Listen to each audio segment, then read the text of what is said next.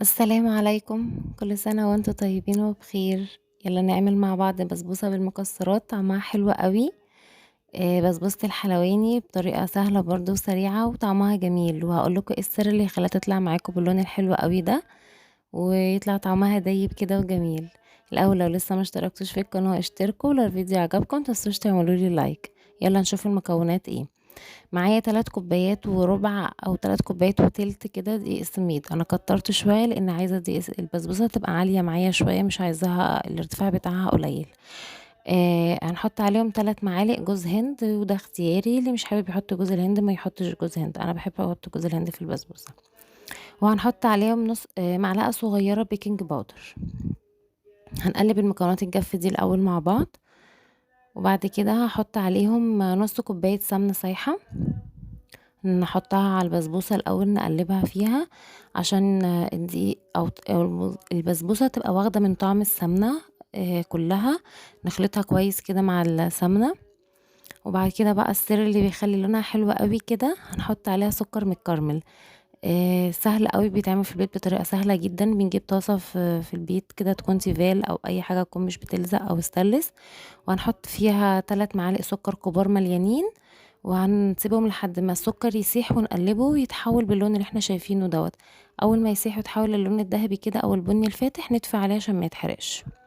نرجع بقى لمكونات البسبوسه. حطيت نص كوبايه لبن وكوبايه زبادي مع 3 معالق الكراميل اللي انا حطيتهم دول، هما دول اللي بيخلوا لون البسبوسه حلو قوي. هنقلب المكونات دي كده كويس قوي مع بعض. مش هقلبها كتير، هي بمجرد ما اخلط المكونات مع بعض هيبقى كده هي خلاص بقت جاهزة.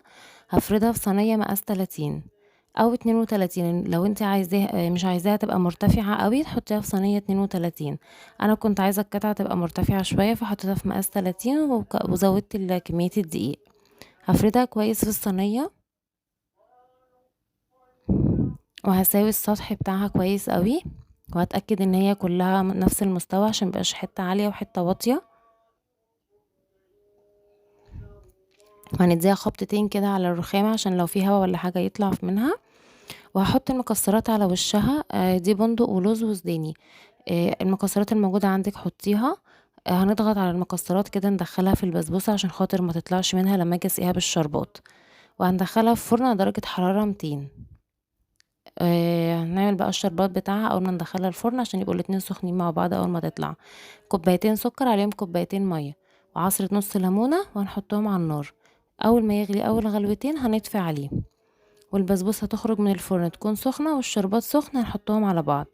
لازم البسبوسة يتحط عليها الشربات يكون سخن، وشربات البسبوسة لازم يكون خفيف ما يكونش تقيل.